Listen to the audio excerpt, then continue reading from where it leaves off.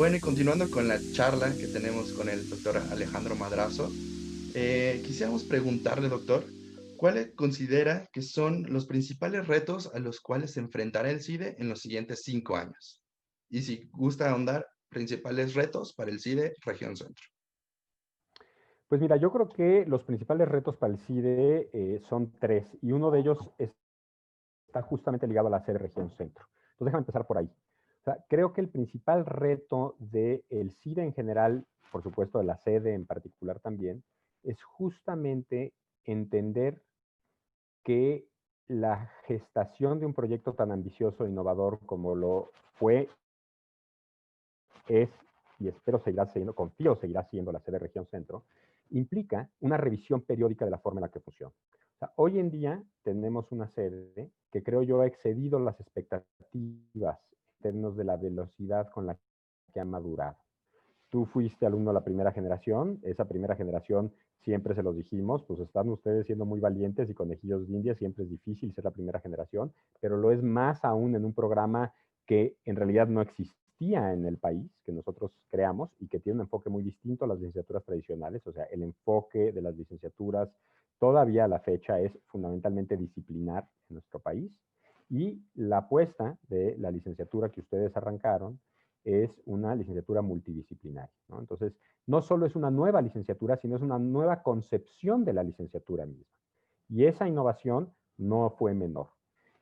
Francamente, para mi sorpresa, el experimento ha sido mucho más exitoso, mucho más rápido de lo que yo hubiera pensado.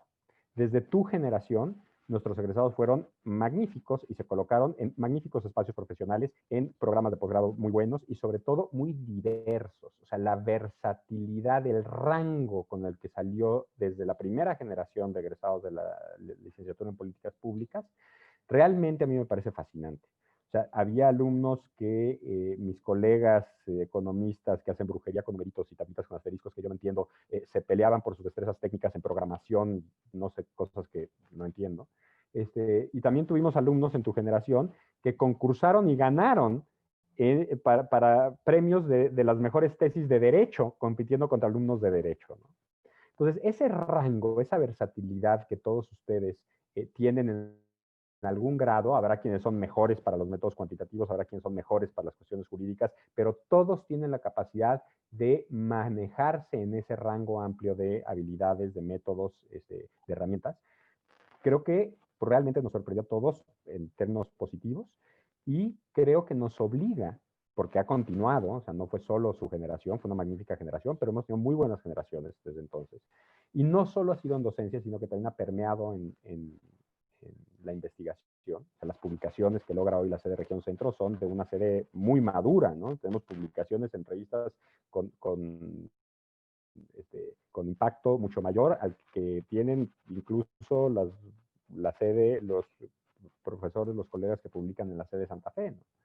Eh, hemos madurado más rápido de lo que creíamos, pero las reglas con las que operamos todavía son reglas que fueron diseñadas cuando ustedes eran 14 alumnos de primera generación y nosotros 7 profesores, ¿no? Hoy en día tenemos cerca de 80 alumnos y tenemos cerca de 30 profesores.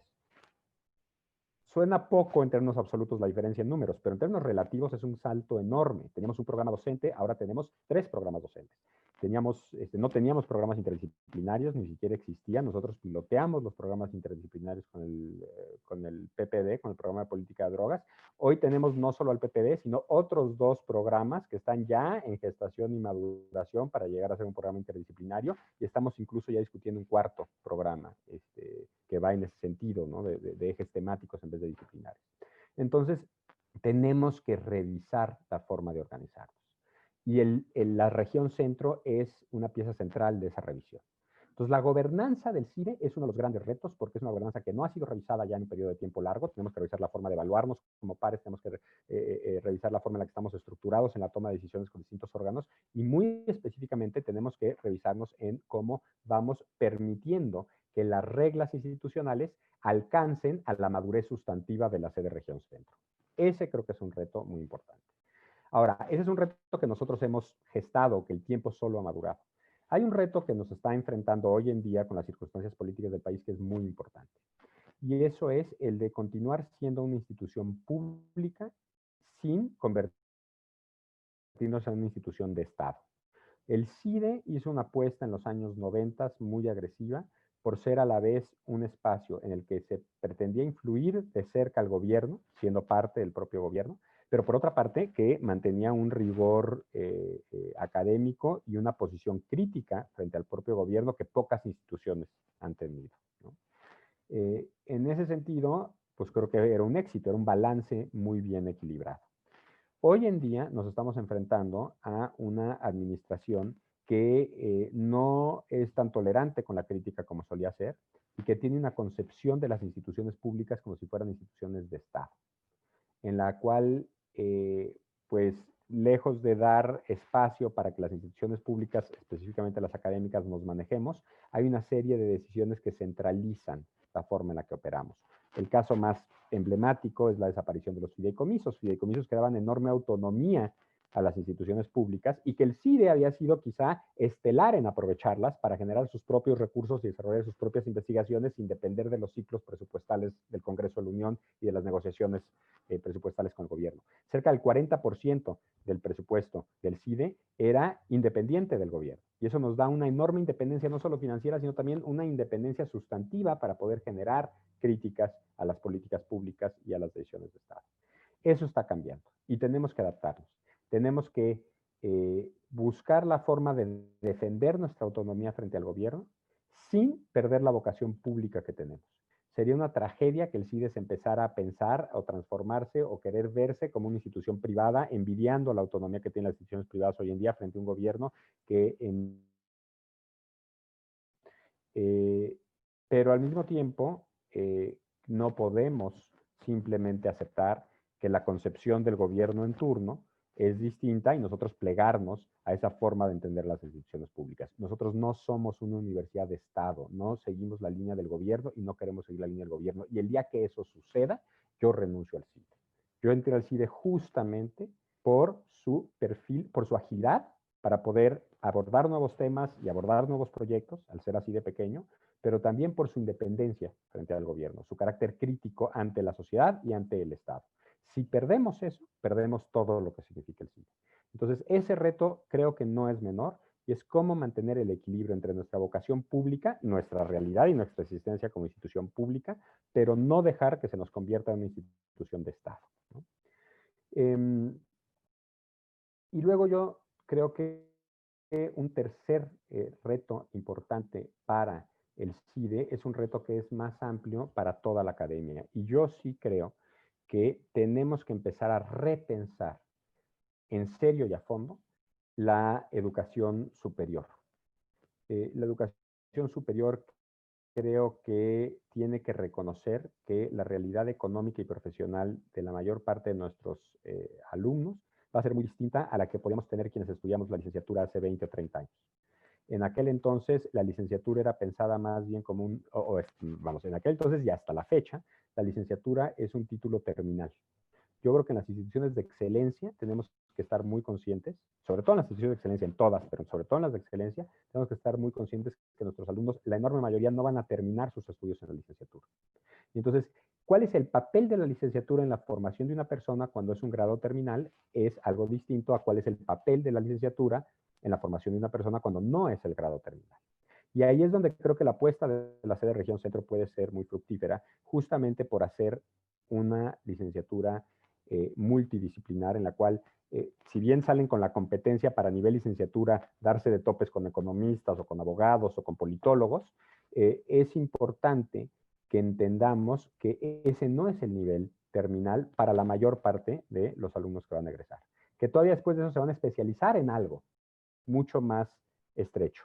Y en ese sentido, yo creo que al dotarles de una formación multidisciplinar, que puedan salir a un campo amplio laboral, les va a dar el espacio mental para realmente pensar en qué se quieren especializar en grados posteriores. Eso implica repensar las licenciaturas. Yo creo cada vez más que la docencia, no solo la investigación, sino la docencia, sobre todo la docencia y sobre todo la docencia de la licenciatura, tiene que volcarse hacia lo multidisciplinar, hacia lo interdisciplinar en algún momento. No puede mantenerse una lógica disciplinar en nivel licenciatura cuando ya no estamos en un mercado que quede satisfecho con que alguien salga de licenciado en Derecho y nada más, ¿no? Entonces, esos son retos, por una parte, estructurales de la academia, este último. Por otra parte, pues del Estado entero, del gobierno y de las coyunturas en las que estamos viviendo. El CIDE supo aprovechar cuando se abrió la oportunidad de los fideicomisos, hará 20, 30 años. Más nos vale aprovechar la coyuntura del cierre de los fideicomisos para pensar creativamente en otras soluciones que nos permitan mantener la versatilidad y la independencia que los fideicomisos antes nos daban. Y seguramente en ese proceso creativo imaginaremos muchas otras cosas que hoy todavía no estamos viendo. Y por último, entender nuestra propia evolución como institución. El CIDE ya no es una institución que esté concentrada físicamente, ya no es una institución que esté organizada exclusivamente bajo una lógica disciplinar y tenemos que terminar la transformación que ha implicado esas apuestas. Apuestas que ya llevan 9 años, no son poco, pero que eso es todavía pues un periodo muy pequeño para una institución, ¿no? Nos falta un largo camino por recorrer, pero, y aquí debo de regresar a la pregunta anterior, por suerte tuvimos un liderazgo hace 10 años que tuvo la visión de empezar a hacer estas apuestas hace 10 años. Y no estamos hoy teniendo que empezar algo que nosotros ya hemos trabajado 10 años. En ese sentido, yo me sigo sintiendo orgulloso del CIDE. O sea, lo que estamos viendo no solo en el campo académico formal, sino incluso en el campo social, muchas veces lo hemos piloteado primero en el CIDE. La eclosión que ha habido de denuncia de violencia de género, por ejemplo, en el país, que ha sacudido al país y que ha sacudido al mundo, yo creo que el CIDE fue de las primeras instituciones que reconoció que había un problema dentro de la propia institución en términos de violencia de género y que empezó a hacer algo al respecto. O sea, nuestro protocolo de género es de los primeros que hay en el país. Las primeras medidas que se tomaron en contra de profesores que abusaban de su posición fueron tomadas en el CIDE. Y por supuesto, como fuimos los primeros, ahora tenemos que revisar todo lo que hicimos porque en ese entonces no había la experiencia que hoy existe y hoy tenemos más elementos para hacer las cosas mejor de lo que lo hemos venido haciendo. Pero vamos, yo sí me enorgullezco de que lo empezamos a hacer. Si fue temprano y fue a tientas porque nadie más lo estaba haciendo, bueno, pues eso lo que nos obliga es a revisar y a corregir, no a dormirnos en nuestros laureles. Pero es esa vocación de ver hacia el futuro y de entender que el futuro no lo entendemos todavía, pero que si queremos entenderlo cuando llegue, más nos vale empezar a averiguarlo y a cuestionarnos al respecto. Hoy, esa vocación del CIDE creo que es lo más valioso y creo que eso es lo que debe de guiar el derrotero que recorramos para poder enfrentar estos retos de los que estamos hablando. Doctor, pues creo que sintetiza muy bien cuáles son los principales retos y cuál es la visión que puede tener la construcción de una institución educativa que se atreve a innovar, que se atreve a construir pensando en una comunidad y sobre todo con objetivos claros, ¿no? Lo ha comentado bien que estos esfuerzos que vemos ahorita en el CIDE, pues fueron estratégicamente pensados, ¿no? En proyectos anteriores y esperamos que pues así siga.